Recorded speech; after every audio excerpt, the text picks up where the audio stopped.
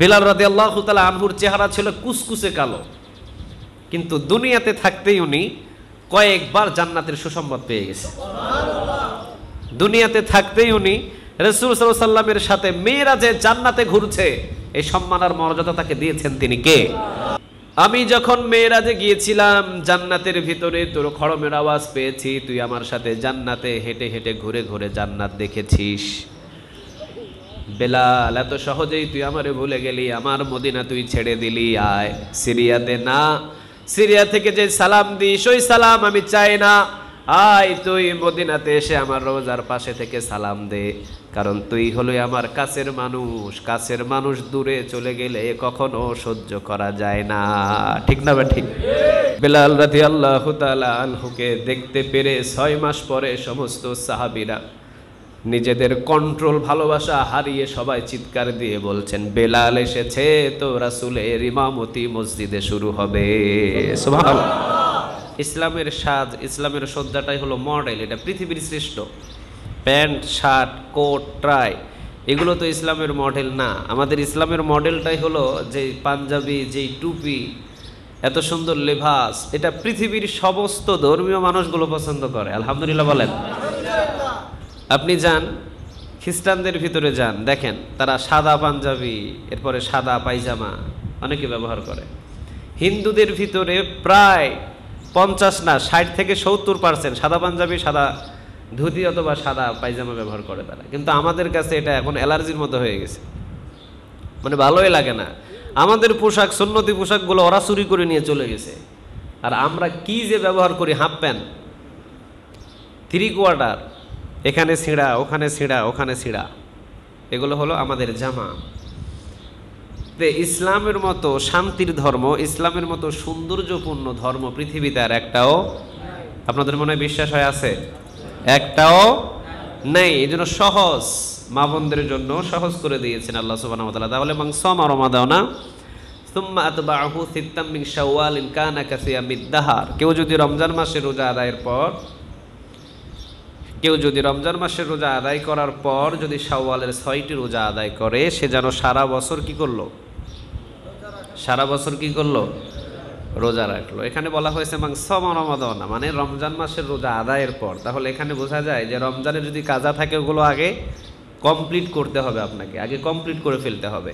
এই জন্য এখান থেকে মাসলাটা হলো, মা এবং বোনদের আগে আপনার কাজাটা আদায় করেন, এরপরে আপনি শাওয়ালের রোজাটা আদায় করেন। আর যদি আপনি অসুস্থ হয়ে থাকেন, তাহলে শাওয়াল মাস যদি পেরিয়ে যায়, আগে শাওয়ালটাই শেষ করেন। তাহলে যদি আপনার সময় থাকে, তাহলে রমজানের কাজাটা আদায় করেন। আল্লাহ সুবহানাহু ওয়া তাআলা আমাদের নেক আমল করার তৌফিক দান করুক, আমরা বলি আমিন। এরপরও রাসূল রমজান মাস ছাড়াও মাসে কয়টা রোজা করতেন বলেন তো দেখি? 3টা। মাসের ভিতরে মধ্যস্থানে কয়টা করতেন? 3টা। 13, 14, 15। 13, 14, 15। এরপরে রাসূলুল্লাহ সাল্লাল্লাহু আলাইহি ওয়াসাল্লাম প্রতি কোন দিনে রোজা করতেন? সোমবার, বৃহস্পতিবার, এগুলো বা জুমাবারও মাঝে মাঝে করতেন। সোমবার, বৃহস্পতিবারের দলিলটা সবচাইতে বেশি। সোমবারে রাসূল কেন রোজা করতেন? কি জন্য করতেন? কারণ সোমবারে রাসূল সাল্লাল্লাহু আলাইহি ওয়াসাল্লাম দুনিয়াতে এসেছিলেন, এই জন্য শুকরিয়া স্বরূপ তিনি রোজা রাখতেন। আলহামদুলিল্লাহ বলেন। তো আমরা রোজা রাখলে অনেকে মনে করে যে রোজা রেখে ফজিলতটা কি, রোজা রাখলে কি হবে? রোজা যারা রাখবে তারা আল্লাহর মেহমান। আলহামদুলিল্লাহ বলেন। কার মেহমান? রাইয়ান নামক একটা দরজা আছে, স্পেশালি ওই দরজা দিয়ে আল্লাহ তাদেরকে জান্নাতের ভিতরে ঢুকিয়ে দেবে। রোজা যারা রাখবে কমসে কম সে 50টা গুনাহ থেকে বিরত থাকবে। আলহামদুলিল্লাহ বলবেন না? রোজাতে থাকবে সে কমসে কম 50টা গুনাহ থেকে বিরত থাকবে। নাম্বার 1, সে গালাগালি থেকে বিরত থাকবে, কারণ সে রোজা। এই রোজা তাকে গালাগালি থেকে বিরত রাখছে, এই রোজা তাকে জেনা থেকে বিরত রাখছে, এই রোজা তাকে পর্নোগ্রাফি থেকে বিরত রাখছে, এই রোজা তাকে অশ্লীল কাজ থেকে বিরত রাখছে, এই রোজা তাকে বিভিন্ন বিভিন্ন পাপ যেগুলো আছে, অনেকের গোপনীয় কিছু পাপ আছে, যেমন হস্তমৈথুন করে সে, এরপরে সে গোপনে গোপনে পর্নোগ্রাফি দেখে, এরপরে লুকোচুরি করে অনেক নেকেড ফিল্মগুলো দেখে। সমস্ত গোনাহ থেকে শুধু একটা রোজা আপনাকে বিরত রাখতে পারে। আলহামদুলিল্লাহ বলেন। আর দুনিয়াতে যদি এই লাভ হয়, কিয়ামতের ময়দানে আল্লাহ সুবহানাহু ওয়া তাআলা বলেন ওরা হলো আমার মেহমান, ওরা আমার দস্তরখানায় আমার মেহমানদারি করবে। আলহামদুলিল্লাহ বলেন। কে মেহমানদারি করাবে? সবাই বলেন কে? আল্লাহ। কার জন্য আমরা রোজা রাখি? আল্লাহর জন্য। তো এই জন্য শাওয়াল মাসের 6টি রোজা আমরা কেউ ভাঙবো না। শাওয়াল মাসের 6টি রোজা আমরা কেউ ক্যান্সেল করব না। ভেঙে ভেঙে যদি করেন তাও হবে, আর যদি ভেঙে ভেঙে নাও পারেন লাগাতার যদি করেন তাও হবে, কোনো অসুবিধা নেই। আল্লাহ সুবহানাহু ওয়া তাআলা এই শাওয়াল মাসের 6টি রোজা আল্লাহ তুমি আমাদের করার তৌফিক দান করো, আমরা বলি আমিন। সাহাবীরা বলতেন তারাই এই শাওয়াল মাসের 6টি রোজা আদায় করতে পারবে যারা রাসূলকে জীবন থেকে বেশি ভালোবাসে। এটা হলো সাহাবীদের কথা। তারাই শাওয়াল মাসের 6টি রোজা আদায় করবে যারা রাসূলকে সবচাইতে বেশি, সবাই বলেন কি করে? ভালোবাসে। লা ইউমিনু আহাদুকুম হাত্তা আকুনা আহাব্বা ইলাইহি মিন ওয়ালিদিহি ওয়া ওয়ালাদিহি ওয়ান নাসি আজমাইন। রাসূল সাল্লাল্লাহু আলাইহি ওয়াসাল্লাম বলছেন, সেই বুখারীর বর্ণনা এসেছে, ততক্ষণ পর্যন্ত সে কখনো মুমিন হতে পারবে না যতক্ষণ পর্যন্ত নিজের ছেলে, নিজের মেয়ে, নিজের বিবি, বাল বাচ্চা, এমনকি নিজের লাইফের কাছ থেকেও রাসূলকে বেশি না ভালোবাসতে পারবে। আলহামদুলিল্লাহ বলেন। আমার কলিজার থেকেও আমার রাসূলের কলিজার দাম বেশি, আমার পুরো শরীর থেকে আমার রাসূলের শরীরের দাম বেশি। এটা নিজেকে বোঝাতে হবে এভাবে যে আমার ছেলে, আমার মেয়ে, আমার বিবি এবং আমি নিজে, আমার মা, আমার বাবা, সব কিছুর চাইতে উর্ধে থাকবে রাসূলের ভালোবাসা। ঠিক না ভাই? ঠিক। সাহাবীরা বললেন যে রাসূলের যার প্রতি ভালোবাসা আছে সে শাওয়ালের 6টি রোজা আদায় করা ছাড়া ছাড়তে পারে না। এটা হলো সাহাবীদের মন্তব্য ছিল। কারণ সাহাবীদের কাছে রাসূলের একটা সুন্নাহ ছিল এত ইম্পর্টেন্ট ছিল, এত গুরুত্ব ছিল, জীবন দিয়ে দিত কিন্তু রাসূলের সুন্নাহ তাকে ছাড়তো না। আলহামদুলিল্লাহ বলেন। পাকিস্তান থেকে কিছু দাঈ ইলাল্লাহ এসেছিলেন বাংলাদেশে। তা আমরা তো তখন ছাত্র ছিলাম। ওনারা মসজিদে মসজিদে ঘুরতেন, যেটাকে বলা হয় তাবলীগ জামাত বলা হয়, যেটাকে রাসূল সাল্লাল্লাহু আলাইহি ওয়াসাল্লাম তাবলীগ জামাত করেছেন। তবে রাসূলের তাবলীগ এবং এখন করা যে তাবলীগ এটা হয়তো কিছু 19-20 থাকতে পারে, কিন্তু রাসূলের জীবনেও কি ছিল? সবাই বলেন। রাসূলের জীবনেও কি ছিল? তাবলীগ ছিল। দাওয়াতি কাজটাই হলো তাবলীগের কাজ। রাসূলকে দাওয়াত দেয় নাই? কথা বলেন, দাওয়াত দেয় নাই? হ্যাঁ দিয়েছে। তবে দাওয়াতের নিয়মটা ছিল একটু অন্যরকম। রাসূল সাল্লাল্লাহু আলাইহি ওয়াসাল্লাম দীর্ঘ লম্বা যে দাওয়াতের কাজেই ব্যস্ত থাকতেন, বিবিদের খবর নিতেন না। রাসূলের দাওয়াত কিরকম ছিল? না, রাসূল ঘর ঠিক রাখতেন, এরপরে রাষ্ট্র ঠিক রাখতেন, দাওয়াতের কাজ ঠিক রাখতেন, সব দিকে 100-100 ছিলেন তিনি। উনি একটা নিয়ে পড়ে থাকতেন না, নাকি উনি একটা নিয়ে পড়ে থাকতেন? রাসূলের মতো ব্যস্ত মানুষ পৃথিবীতে কি এখন আছে? কথা বলেন, আছে? নাই। এত ব্যস্ত ছিলেন তিনি, সব ঠিক রাখতেন, সব 100 ঠিক রাখতেন। ওয়াদা যাকে দিতেন ওয়াদা পূরণ করে দিতেন, যাকে কথা দিতেন কথা পূরণ করে দিতেন। সুবহানাল্লাহ বলেন। নাকি রাসূল এমন কিছু করতেন যে বলছে একটা করে আরেকটা? আছে রাসূলের জীবনে এমন? কথা বলেন, আছে? না। এক হাদিস থেকে বর্ণিত পাওয়া যায়, একজন সাহাবী রাসূল সাল্লাল্লাহু আলাইহি ওয়াসাল্লামের কাছে এসেছিলেন। আসার পরে ওই যে আমি এক জুমায় আলোচনা করলাম যে ইয়া রাসূলুল্লাহ, আমার ছেলে তো, আমি ওই রমজানের শেষ জুমায় এটা বলেছিলাম যে ইয়া রাসূলুল্লাহ সাল্লাল্লাহু আলাইহি ওয়াসাল্লাম, আমার ছেলে খুব একটু বেশি মিষ্টি খায়। কি খায়? মিষ্টি একটু বেশি খায়। আপনি একটু নসিহত করেন না যে আমার ছেলেটা যাতে একটু কম মিষ্টি খায়, কারণ বাজারে মিষ্টি কিনে দিতে অনেক পয়সা লাগে। আমি এটা ক্রয় করে বাজার থেকে এনে ছেলেকে খাবার দিতে পারি না, আপনি একটু নসিহত করেন। রাসূল বললেন এই সপ্তাহ না, আগামী সপ্তাহ নিয়ে এসো। এক সপ্তাহ পরে আবার নিয়ে আসলেন। রাসূল বললেন বাবু তুমি কি মিষ্টি বেশি খাও? হ্যাঁ আমি বেশি খাই। না তুমি মিষ্টি খাইবে না, তোমার বাবা গরিব মানুষ, তোমাকে যেই দিন খুশি করে খাওয়াবে সেই দিন খাবে, এছাড়া তুমি মিষ্টির জন্য বাবার কাছে বায়না ধরতে পারবে না। সাহাবী বললেন ইয়া রাসূলুল্লাহ সাল্লাল্লাহু আলাইহি ওয়াসাল্লাম, গত জুমায় অর্থাৎ গত সপ্তাহে তো এসেছিলাম আমরা আপনার দরবারে, ইচ্ছা করলে তো আপনি এই নসিহত ওই জুমায় করতে পারতেন, ইচ্ছা করলে তো ওই জুমায় এই আলোচনাটা করতে পারতেন, কেন আপনি আমাকে আবার এক সপ্তাহ পরে নিয়ে আসলেন? রাসূল বললেন কিভাবে? ওই জুমায় তোমার ছেলেকে আমি মিষ্টি কম কম করে খাওয়ার জন্য নসিহত করব, কারণ ওই সপ্তাহে তো আমি রাসূলি মিষ্টির জন্য পাগল ছিলাম। সুবহানাল্লাহ বল। ওই সপ্তাহে আমি রাসূল মিষ্টির জন্য পাগল ছিলাম, কারণ আমি নবী মিষ্টিটাকে বেশি পছন্দ করতাম। আমি বেশি মিষ্টি খাবো আর তোমার ছেলেকে কম কম করে খাওয়ানোর নসিহত করব। এটারে নবী বলে না, এটারে রাসূল বলে না। এক সপ্তাহের ভিতরে আমি নিজের মিষ্টি খাওয়াটাকে কন্ট্রোল করে এখন কম কম করে খাওয়া শিখেছি, এরপরে তোমার ছেলেকে কম খাওয়ার জন্য নসিহত করলাম। সুবহানাল্লাহ। তো এইটা হলো নবীদের আচরণ ছিল। বলে যা করে তা। আমরা বলি এক করি আরেক, ঠিক না? কথা বলেন, বলি একটা করি আরেকটা। জনগণের সামনে দাঁড়াইলে কণ্ঠটাকে উঁচু করে বলে এইটা করে দিব, ওইটা করে দেব, অমুক করব, তমুক করব, এই করব, সেই করব। কিন্তু আড়ালে গেলে আর খবর থাকে না। এরপরে দেখবেন যে কোনো একটা চেয়ার টিয়ার দখল করতে হবে, কোনো একটা চেয়ারের প্রয়োজন, তো 1 মাস আগে থেকে সাদা পাঞ্জাবি, টুপি আর মানে লেবাস ধরে ফেলে আর কি। এরপর যখন বাস দখল হয়ে গেল আর কোনো খবর, কথা বলেন, খবর নাই। এটা আমাদের ছদ্মবেশী একটা লেবাস, এটা হলো মুনাফিকি লেবাস। ইন্নাল মুনাফিকিনা ফিদ-দারকিল আসফালি মিনান নার। এই জন্য আল্লাহ বলেছেন মুনাফিকদের স্থান হলো জাহান্নামের কোথায়? সবাই বলেন, জাহান্নামের কোথায়? তলদেশে।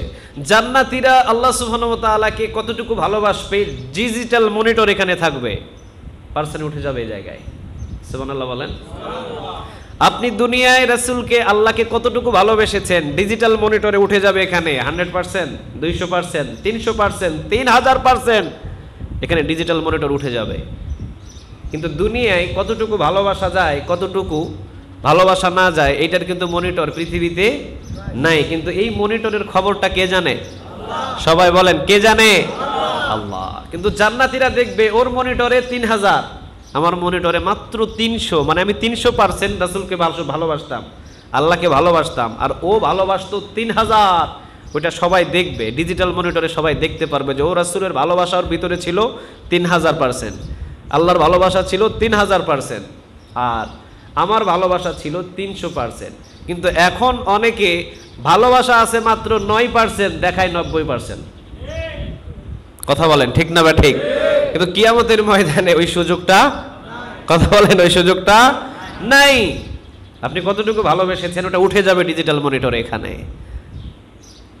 এই জন্য সাহাবীদের এমন এমন কিছু বিষয় ছিল যে রাসূলের একটা সুন্নাহ তারা জীবন দিয়ে আঁকড়ে ধরেছে। আলহামদুলিল্লাহ বলেন। এজন্যই তো তারা সফল হয়েছে, এজন্য তারা সফল।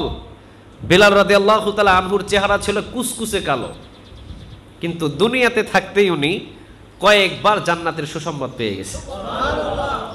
দুনিয়াতে থাকতেই উনি রাসূল সাল্লাল্লাহু আলাইহি ওয়াসাল্লামের সাথে মিরাজে জান্নাতে ঘুরছে। এই সম্মান আর মর্যাদা তাকে দিয়েছেন তিনি কে? আল্লাহ।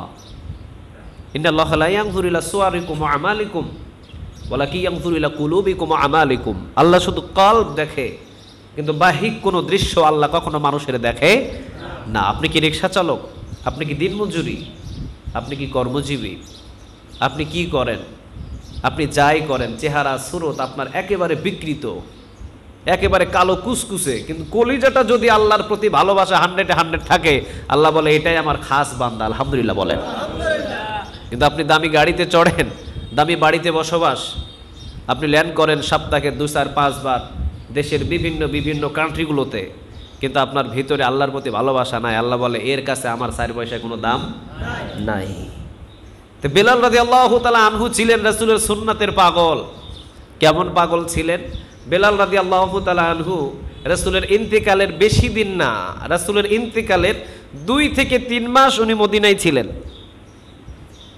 এরপরে উনি আর মদিনায় নাই, চলে গেছেন উনি মদিনা থেকে। আমরা সবাই মদিনাতে যাওয়ার জন্য পাগল না? কথা বলেন, সবাই পাগল?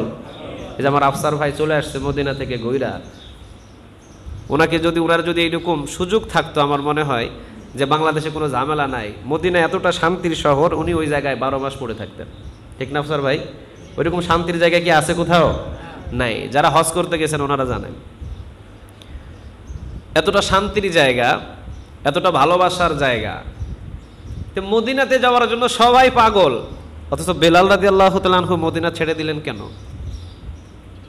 কি জন্য ছাড়লেন উনি 2 মাস 3 মাসের ভিতরে উনি মদিনা ছেড়ে দিলেন? মানে উনি ছাড়লেন রাসূলের রওজাটাকে দেখার পর উনি নিজের যে একটা সেন্স আছে এটাকে কন্ট্রোল করতে পারতেন না,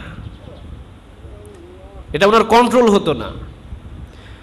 রাসূলের রওজাটাকে যখনই উনি তাকাতেন তখন উনি সেন্স হারিয়ে থাপ করে পিছনের দিকে পড়ে যেতেন। ওনার হিতাহিত কোনো জ্ঞান ছিল না। উনি যে আমলের দিকে একটা মোড় দিবে, যে নামাজের দিকে একটা কৌশলী করে একটা মোড় দিবে, এই সেন্সটা ওনার থাকতো না, হারিয়ে যেত। উনি যে আল্লাহর ইবাদতগুলো যে করবেন, নামাজ পড়বেন, উনি যে আজানের পর ইকামত দিবেন, যখন বলবে আশহাদু আন্না মুহাম্মাদান রাসূলুল্লাহ, এরপরে ওনার যে একটা মাথার যে একটা সেন্স থাকবে, এই ব্রেনটা ওনার কাজ করতো না, উনি পড়ে যেতেন। 3 মাসের ভিতরেই উনি মাথার উপরে একটা বোঝা নিয়ে চলে গেলেন আবু বকরের কাছে। কার কাছে বলেন? খলিফা তখন কে কে ছিলেন? আবু বকর। আবু বকর সিদ্দিক রাদিয়াল্লাহু তাআলা আনহুর কাছে গিয়ে উনি বসলেন। আবু বকর সিদ্দিক রাদিয়াল্লাহু তাআলা আনহুকে বললেন, আবু বকর বিদায় দেন। কি দেন? সবাই বলেন কি দেন? বিদায় দেন। আরে বিদায় মানে কই যাও তুমি? আমি আর মদিনায় থাকুম না, আর সম্ভব নয় আমার মদিনাতে থাকা, আপনি আমার বিদায় দেন। আমি সিরিয়ার যে কোনো একটা দেশের ভিতরে বসবাস করব, সিরিয়ার যে কোনো একটা দেশের ভিতরে বসবাস করব আমি, কিন্তু এই মদিনাতে থেকে আমার পক্ষে সহ্য করা সম্ভব নয়। কারণ এতটাই রাসূলকে ভালোবেসেছেন যেটার ওয়েট রাসূলের রওজার পাশে থেকে ওইটার ওয়েট বহন করতে উনি পারছেন না, এত ভালোবাসা বেসেছেন তিনি। আবু বকর বললেন, বেলাল কি এমন প্রবলেম? খাবারের যদি কোনো অসুবিধা হয় রাষ্ট্রীয় থেকে তোমার খাবারের ব্যবস্থা করে দেব, বেতন যদি কম হয় রাষ্ট্রীয়ভাবে তোমার বেতন করে দেব, তোমার যা যা প্রবলেম আছে সব প্রবলেমগুলো সলভ করে দেব, কি কি সমস্যা আছে আমাকে বলো, রাষ্ট্রীয় খাজানা থেকে তোমার সমস্যা সমাধান আমরা করে দেব। বেলাল রাদিয়াল্লাহু তাআলা আনহু বলেন, আমার দুনিয়াবি কোনো লালসা, দুনিয়াবি কোনো সম্পদের সমস্যা নাই, সমস্যা হলো একটা, যদি সম্ভব হয় আমার রাসূলকে আমার সামনে হাজির করে দাও। এটা কি সম্ভব? কথা বলেন, এটা কি সম্ভব? আবু বকর সিদ্দিক রাদিয়াল্লাহু তাআলা আনহু বললেন, বেলাল আমরাও তো আছি, সবাই আছি এই মদিনার ভিতরে, আমরাও তো রাসূলকে জীবন দিয়ে বেশি ভালোবাসি, আমরাও তো রাসূলকে কম ভালোবাসি না, আমাদেরও তো চোখের পানি পড়ে আমাদের রাসূলের জন্য। রাসূল যে এতিম করে চলে গেছে আমাদের, আমরাও তো কম কান্না করি না। বেলাল থাকো আর আমাদের পরামর্শ অনুযায়ী তুমি মদিনাতেই জীবন যাপন করো।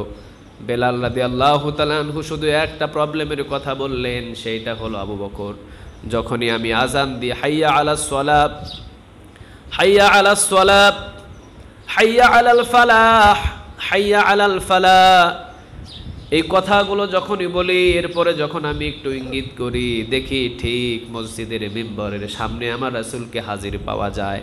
কিন্তু এখন আমি যখন রাসূলের নাম নিয়ে আজান দিই হাইয়া আলাস সালাহ বলি, হাইয়া আলাল ফালাহ বলি, যখন মিম্বরের দিকে তাকিয়ে দেখি রাসূল নাই, রাসূলের রওজার দিকে যখন তাকায় আমি নিজেকে কন্ট্রোল করে ধরে রাখতে পারি না।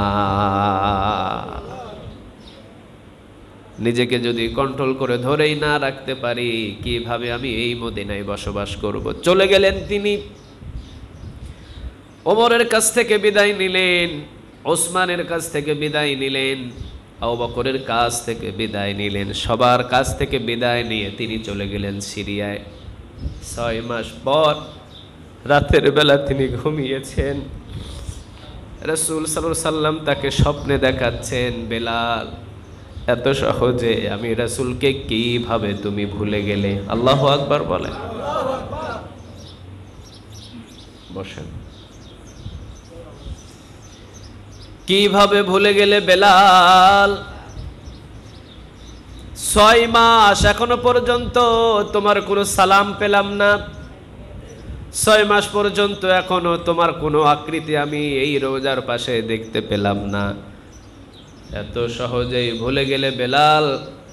একটু আসো মদিনার রওজার পাশে, আসো একটু দাঁড়াও, একটু সালাম দাও, আর সালাম দিয়ে আমি মুহাম্মদকে ধন্য করে দাও। সুবহানাল্লাহ। ভালোবাসা কি একতরফ হয়? কথা বলেন, ভালোবাসা কি একতরফ হয়? না, ভালোবাসার দুইটা পক্ষ লাগে। এই জন্য রাসূল বলেন, যদি কেউ আমাকে ভালোবাসে, যদি কেউ আমার মহব্বত কলিজার ভিতরে লালন পালন করে, ওই বান্দার ভালোবাসা, ওই বান্দার প্রতি ভালোবাসা রাসূলের ভিতরে পয়দা করে দেন তিনি কে?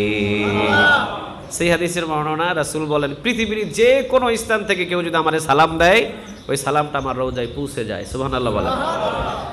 সিরিয়া থেকে তো বেলাল রাদিয়াল্লাহু তাআলা আনহু বহু সালাম দিয়েছেন, কারণ যখনই আমরা নামাজে দাঁড়াই তখন দরুদ পড়ি। দরুদে রাসূলকে সালাম নাই?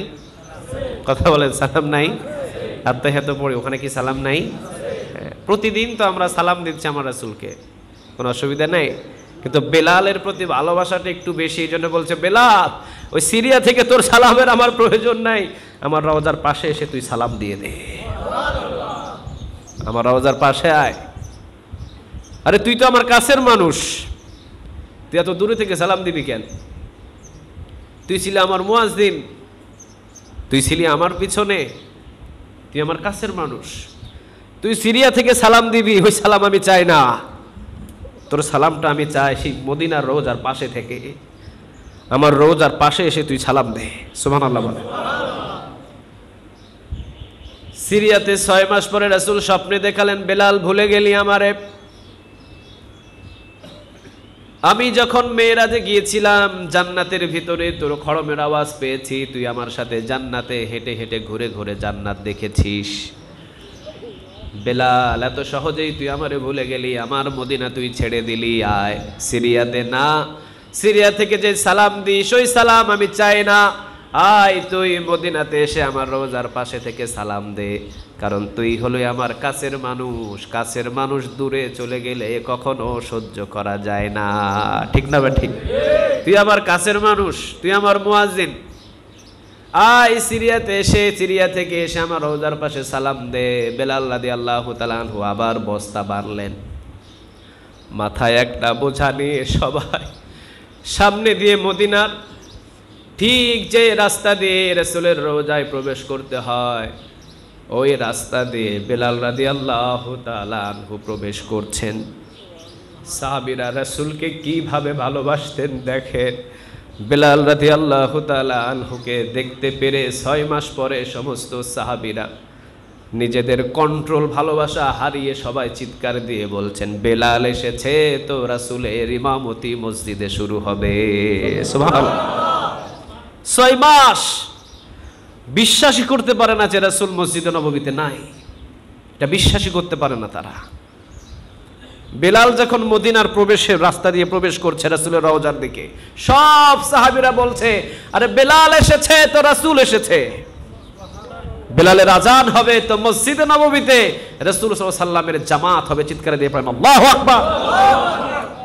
বেলাল রাদিয়াল্লাহু তাআলা আনহু তিনি মসজিদে নববীতে ঠিক রাসূলের রওজার পাশে আসলেন, চিৎকার দিয়ে দিয়ে তিনি কাঁদছেন, চোখের পানি যেন সাগরের মতো টপ টপ করে পড়ছে।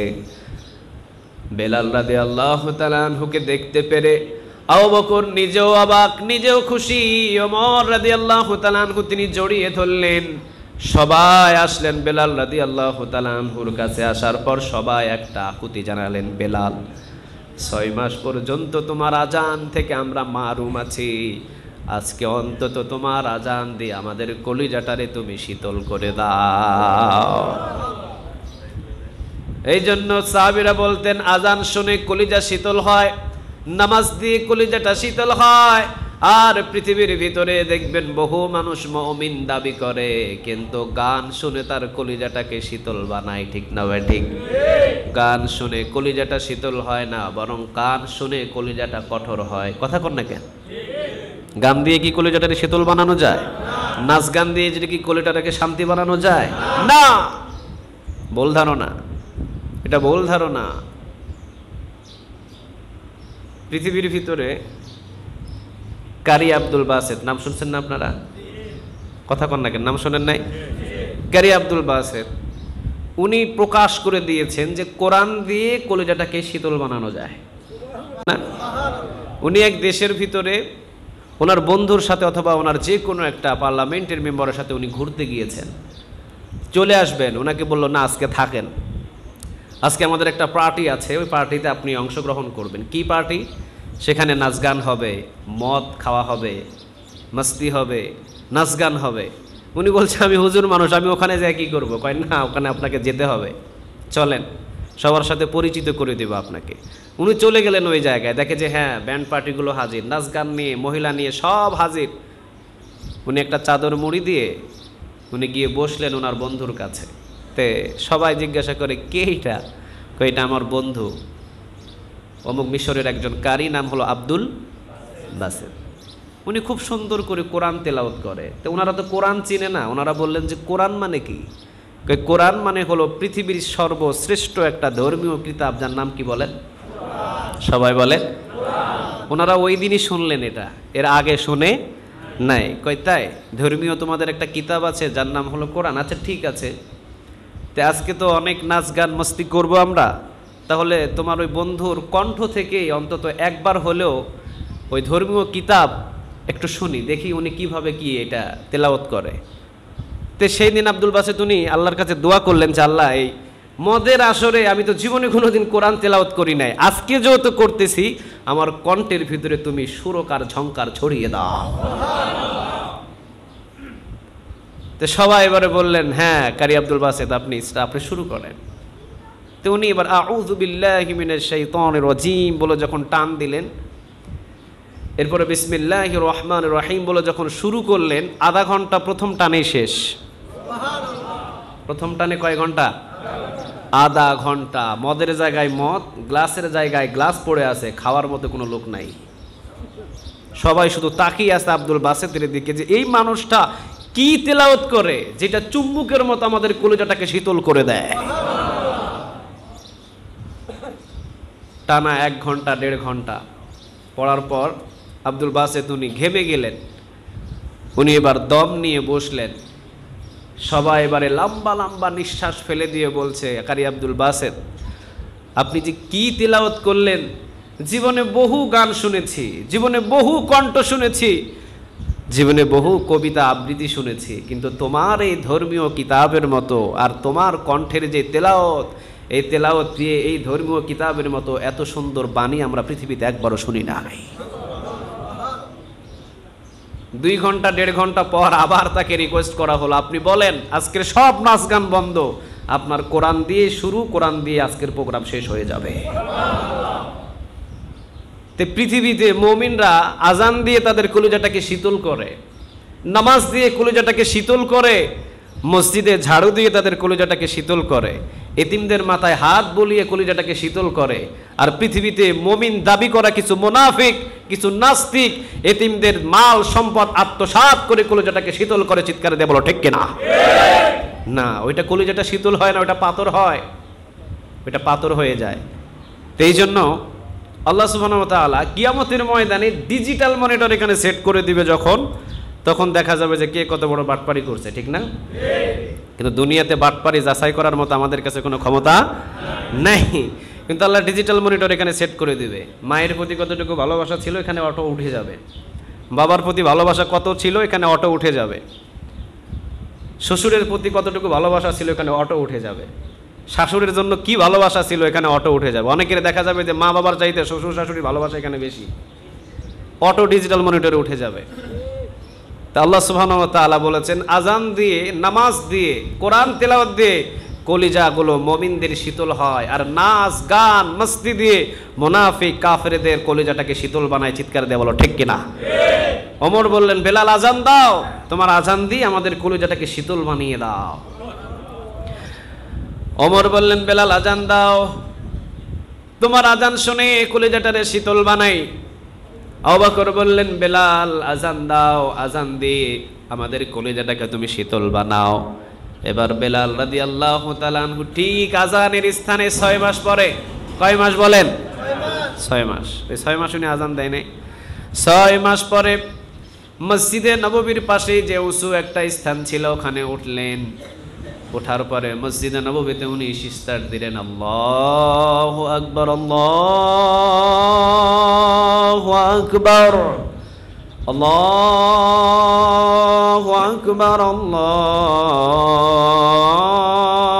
আল্লাহু আকবার। স্টার্ট, আজান শুরু করলেন উনি। একটার পর একটা আজান, আশহাদু আল্লা ইলাহা ইল্লাল্লাহ, আশহাদু আল্লা ইলাহা ইল্লাল্লাহ, আশহাদু আন, শুধু এতটুকুই বললেন মুহাম্মাদুর রাসূলুল্লাহ, এতটুকু বাহির হলো না। ইন দ্য মিন টাইম পিছনের দিকে ফিট লেখে বেলাল পড়ে গেল। নিজের নবীর নাম নিতে পারেন নাই জবান দিয়ে। কি কলিজার প্রতি ভালোবাসা, কলিজার ভিতরে রাসূলের কি ভালোবাসা ছিল তাদের অন্তরে। এই জন্য রাসূল সাল্লাল্লাহু আলাইহি ওয়াসাল্লাম বেলালকে বলেছেন, বেলাল সিরিয়া থেকে তোর আমি সালাম চাই না, তোর সালাম আমার রওজার পাশে চাই। সুবহানাল্লাহ বলেন। তুই কি পরিমাণ আমারে ভালোবাসিস সেটা আমি ভালোভাবে জানি। তুই সিরিয়া থেকে সালাম দিবি কেন? 6 মাস তুই আমার থেকে দূরে থাকবি কেন? আয়, তুই আমার রওজার পাশে আয়। একবার চেষ্টা করলেন আশহাদু আন্না মুহাম্মাদুর রাসূলুল্লাহ বলার জন্য পারেন নাই। দ্বিতীয়বার আবার চেষ্টা করলেন, পারেন নাই। তৃতীয়বার আবার চেষ্টা করলেন, পারেন নাই। কেউ কেউ বলেন ইতিহাসে হাসান আর হুসাইন রাদিয়াল্লাহু তাআলা আনহু দুইজনে গিয়ে বেলালকে জড়িয়ে ধরে বললেন, আপনি পরিপূর্ণ আজান দেন, আপনার পরিপূর্ণ আজান আমরা আজকে শুনতে চাই। বেলাল রাদিয়াল্লাহু তাআলা আনহু চতুর্থবার যখন আশহাদু আন্না মুহাম্মাদুর রাসূলুল্লাহ একবার বললেন, আর রাসূলের রওজার দিকে যখন তাকিয়েছেন, ওই যে জ্ঞান হারিয়েছেন একবারের মতো আর জ্ঞান ফিরে নাই। হারিয়ে ফেললেন জ্ঞান। যে কোনো একজন সাহাবী আবার আজান দিলেন, আজান শেষ হলো, বেলালের জ্ঞান ফিরলো, নামাজে দাঁড়ালেন। ওই নামাজের ইমামতি করলেন আবু বকর। আবু বকর বললেন, বহু ইমামতি করেছি, কিন্তু ওই দিনের ইমামতিতে আমি এতটাই কেঁদেছি, তেলাওয়াত কি পড়ছি আমার কোনো হুঁশ কি নাই। তারপরও সেইভাবে তিনি তেলাওয়াত, সেইভাবে আয়াত, সাহাবীদের কলিজার ভিতরে রাসূলের ভালোবাসা ছিল এত বেশি, এই ভালোবাসাটা জান্নাত পর্যন্ত পৌঁছিয়ে দিয়েছে। সুবহানাল্লাহ বলেন। এই জন্য আল্লাহ রাব্বুল আলামিন বললেন, ও নবী আপনি জানিয়ে দেন, বুখারীর বর্ণনা, লা ইউমিনু আহাদুকুম হাত্তা আকুনা আহাব্বা ইলাইহি মিন ওয়ালিদিহি ওয়া ওয়ালাদিহি ওয়ান নাসি আজমাইন। ছেলের চাইতে, মেয়ের চাইতে, বিবির চাইতে, আত্মীয় স্বজন সব কিছুর চাইতে রাসূলকে যতক্ষণ পর্যন্ত বেশি ভালোবাসা না দেখাতে পারবে, সে কখনো মুমিন হতে পারবে না। কথা বলেন, পারবে? এই জন্য সব থেকে রাসূলের প্রতি আমাদের ভালোবাসা থাকার দরকার আছে না নাই? আরো জোরে বলেন, আছে আছে। তাহলে পাক্কা ওয়াদা, রমজান মাসের পরে যে শাওয়ালের 6টি রোজা, এটা আমরা আদায় করব ইনশাআল্লাহ। কোন সাহাবীরা যেহেতু বললেন যে রাসূলের সুন্নাহ, রাসূলকে জীবনের চাইতে বেশি ভালোবাসে, সে শাওয়ালের 6টি রোজা কখনো ছাড়তে পারে না। তাহলে আমরা শাওয়াল মাসের 6টি রোজা আদায় করব ইনশাআল্লাহ। আল্লাহ তুমি আমাদের সবাইকে কবুল করো। আরো জোরে বলেন আমিন। আচ্ছা, বেলাল রাদিয়াল্লাহু তাআলা আনহু যে রাসূলকে এত ভালোবাসতেন, ওনার জীবনে কি শাওয়ালের 6টি রোজা মিস হতে পারে? কথা বলেন, মিস হতে পারে? সম্ভব না, কারণ একটা সুন্নতকে ওনারা জীবন দিয়ে বেশি ভালোবাসতেন। সে রাসূলের ভালোবাসাটা আল্লাহ তুমি আমাদের কলিজায় দ্বিগুণ করে দাও, আমরা বলি আমিন। আলোচনা আমি সমাপ্ত টানছি, যেহেতু আমাদের সম্মানিত সভাপতি সাহেব আছেন এখানে, আরও গুরুতর কিছু সম্মানিত আমাদের মেহমান আছেন, ওনারা হয়তো 2-4টা কথা বলতে পারেন মসজিদ সম্পর্কে। তবে মসজিদে দান করলে কি লস না লাভ বলেন তো দেখি? রাসূল বলেছেন, মান বানা লিল্লাহি মাসজিদান বানাল্লাহু লাহু বাইতান ফিল জান্নাহ। রাসূল বলেছেন, কেউ যদি মসজিদ বানায়া দেয়, আমি তার জন্য আল্লাহ একটা জান্নাতে ঘর বানাবো। আরো একবার জোরে পড়েন তো সুবহানাল্লাহ।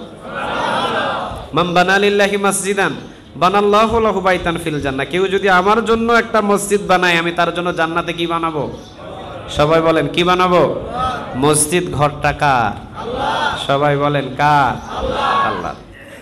কিছু সাহাবী বললেন, ইয়া রাসূলুল্লাহ, আমরা তো পুরা ঘর বানানোর সামর্থ্য নাই।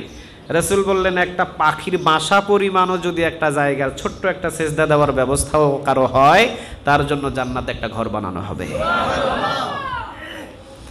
এই জন্য আজ থেকে আমরা একটু চিন্তা ভাবনা করি। অনেকে দেখি মসজিদে 2 টাকা দেয়, অনেকে দেয় মাঝখান দিয়ে ছিঁড়া, মাঝখানে দিয়ে টেপ মাইরা, ওই টাকা এনে মসজিদে দেয়।